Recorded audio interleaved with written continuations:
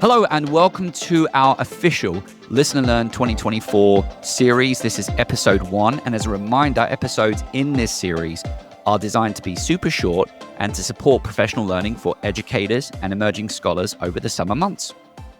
In this Listen and Learn series, we are focused on classic literature from the field of creativity research, which we hope will not offer you just a historical perspective on the field, but also help you bridge some connections between this research and creative teaching and learning environments. Now, if you were listening to our introductory episode, you will know that we have partnered with a resident scholar in Jimmy Wilson, who is an emerging scholar at the University of Connecticut. And Jimmy's going to be providing some additional commentary about this Listen and Learn series and sharing that commentary on our website, fuelingcreativitypodcast.com. And to make this extra fun, which Matt and I are all for, at the end of each episode, we will share a single letter, which is part of a code word that you, our listeners, must guess before the end of August. Now, we should also remind our listeners that we did share 2 letters in our introductory episode. So if you're just joining us now, you will have to go back and listen to that introductory episode. And of course, if you guess the code letter correctly, you need to email us with that code word and include a connection you've made with one of the classical articles we've discussed and your upcoming plans for the new school year. And we will select one winner who will receive a special Fueling Creativity in Education podcast prize pack. So, Matt, let's begin. So in this episode, we bring you Creativity by Joy Paul Guilford. And Cyndi, I'll let you to provide a little bit more context about this article. So Matt, let's set the stage. It's 1950, nearly 75 years ago, and J.P. Guilford is the head of the American Psychological Association. Now, Guilford is well known for his study of intelligence, having created the structure of the intellect model, and also outlined the differences between convergent and divergent production. So he gets up in his inaugural address and he states that the neglect of the subject of creativity by psychologists is appalling. And guess what happens as a result?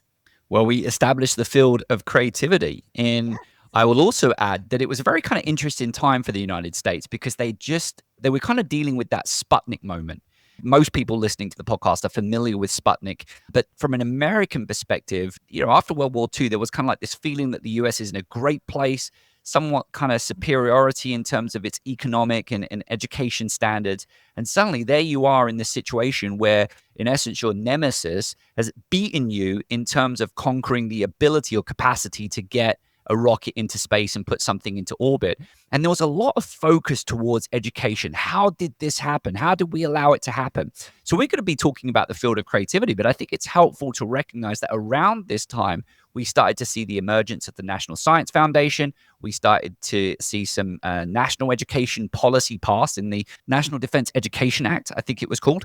And within that, we started to see greater focus in science, technology, and engineering, all with a gear, in essence, of trying to produce more creative engineers and scientists to kind of maintain and catch up with that space race. So a super duper interesting time.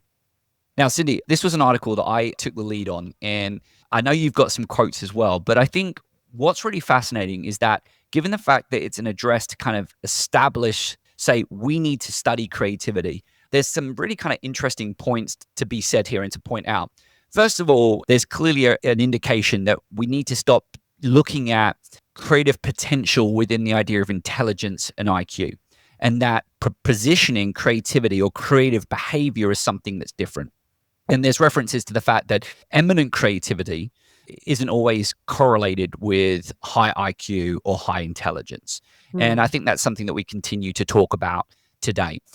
In addition to that, what I saw within this article is there's also this suggestion that we should start thinking a little less around not less of eminent creativity, but basically providing more attention to kind of, smaller levels of creativity, whether it becomes, I don't want to kind of even use definitions of how we refer to it today, but basically anything that's not eminent creative, maybe we should kind of like look at less eminent creativity. And also, of course, looking at education. And there's a big part in this article that starts talking about education. Now you've pulled some specific quotes from that as well. And within this article as well, there's also a recognition. They're psychologists, so they're obviously focused very much on the creative behavior of the individual. But I thought it was fascinating with a recognition of asking questions around the process. So we have to identify what is the creative behaviors associated with the creative process. And then we also have a reference that even if you are able to identify creative behaviors, in this article, there's a reference that environmental conditions may also influence what behaviors emerge as well.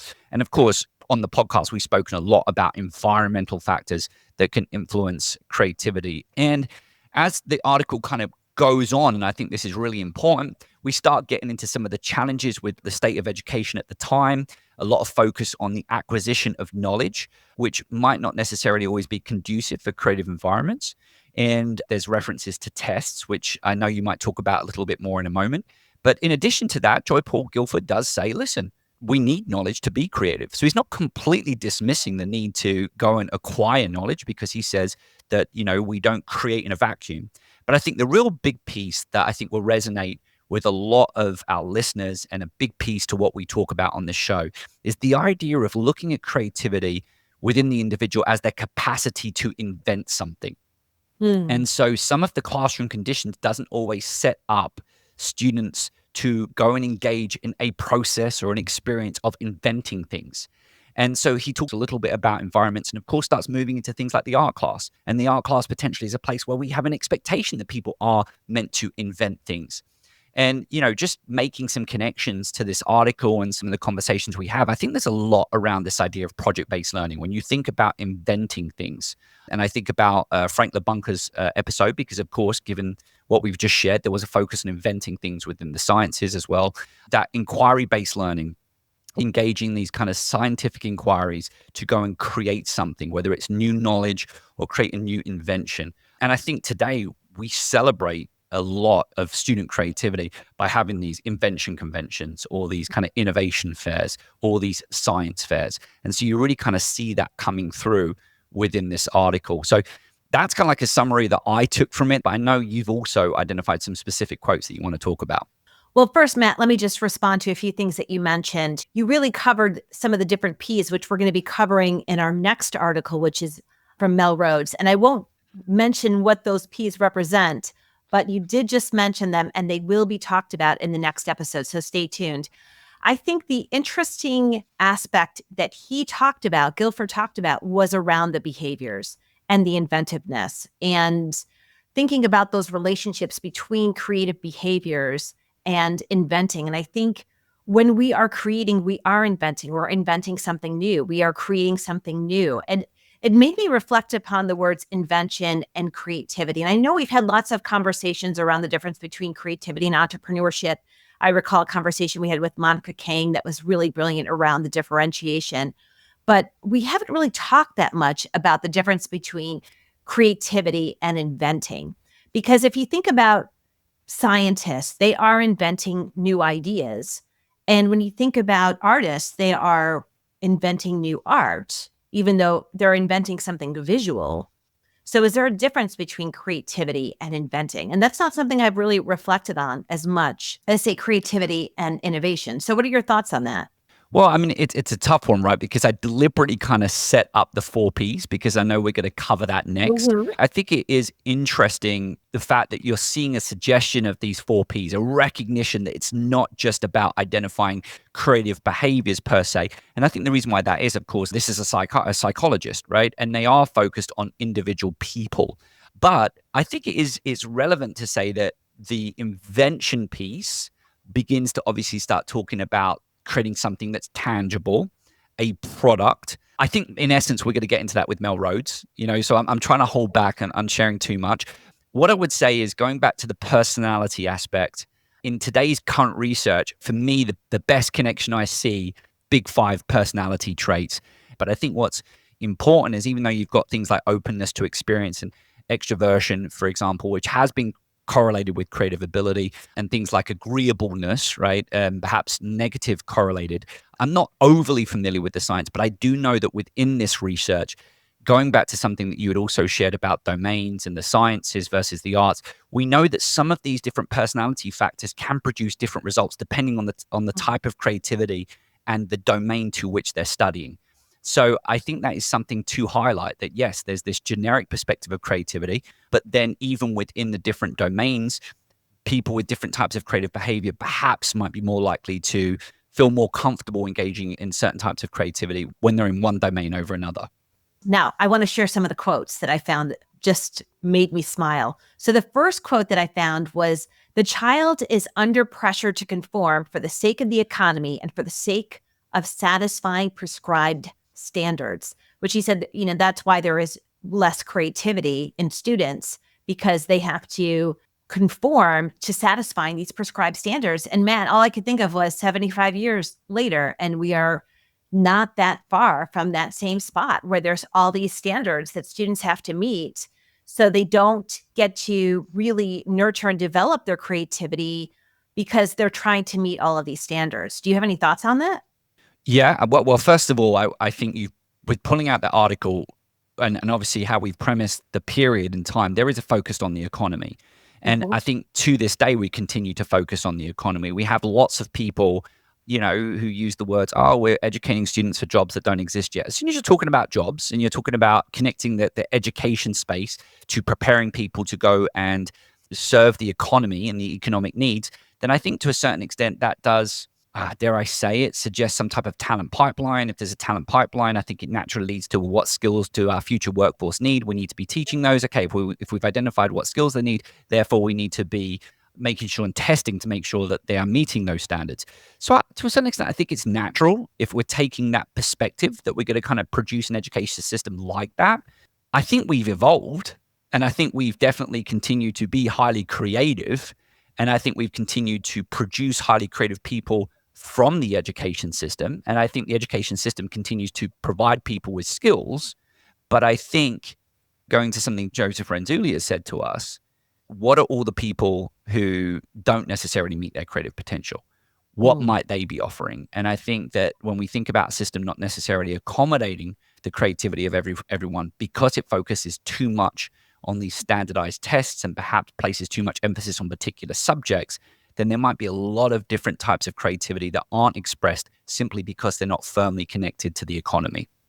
Yes. And I think when we look at education and we look at these standardized, we have to have something, things do have to be standardized, right? We have to have some sort of measurement of how students are doing. But I think oftentimes, especially like I look at my kids in school and high school and all of these standards that they have to meet, and I think, are we focusing on the wrong thing or are we focusing on the right thing? And it goes back to the conversation we've had over and over again about, do we need an evolution or a revolution?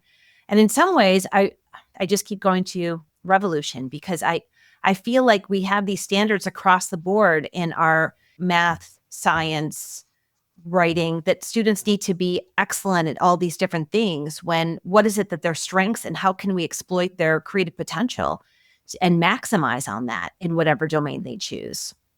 So that's what I've been thinking about since I read the article. There's one more I want to share, and I think it's one we should close on, Matt. This one made me actually laugh out loud. So he writes, he talks about the remarkable new thinking machines that can take over men's thinking. This was in 1950. I'm going to repeat that one more time. Remarkable new thinking machines that can take over men's thinking, which obviously he was talking about computers. That was very, very early on, even before we were alive, obviously. And now we're talking about these new machines taking over men's thinking, but it's not just computers, it's generative AI. So it's just interesting, the cyclical nature of it all, and how we're sort of in the same place once again, thinking, is generative AI going to take over all people's thinking, not just men's? Just going to point that out. No. We should actually point out, it is the 1950s. So I shared some of these kind of phrases around men in this article, and I know it's in some of the other work that we've read as well. And I think it's a really interesting point about computers, but you're right, there is, during this period, we've got that happening as well. After World War II, we really start seeing that emergence of digital technology. I never made that connection to this article. There's so many articles written in the 1950s that I've typically referenced when it comes to the disruption being caused by these digital technologies. But there it is, these information machines that they were also sometimes referenced to during this period. Yeah, great connection. Interesting. Mm. Well, Matt, I think that concludes our first Listen and Learn series, but we can't go until we share this episode's special letter. Are you ready? We are. So let's do our drum roll.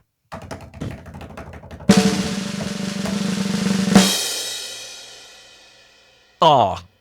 For Romeo. Red. Reliable. Rest. Relevant. Reckless. Oh, that's not. I was going to say, no, reckless is good. I was going to say wrong, which I'm very aware that it begins with a W. It's just how I roll. Let's end it there. Let's sign off. My name's Dr. Matthew Worwood. And my name is Dr. Cyndi Burnett. This episode was produced by Matthew Worwood and Cyndi Burnett. Our podcast sponsor is Curiosity to Create, and our editor is Sam Atkinson.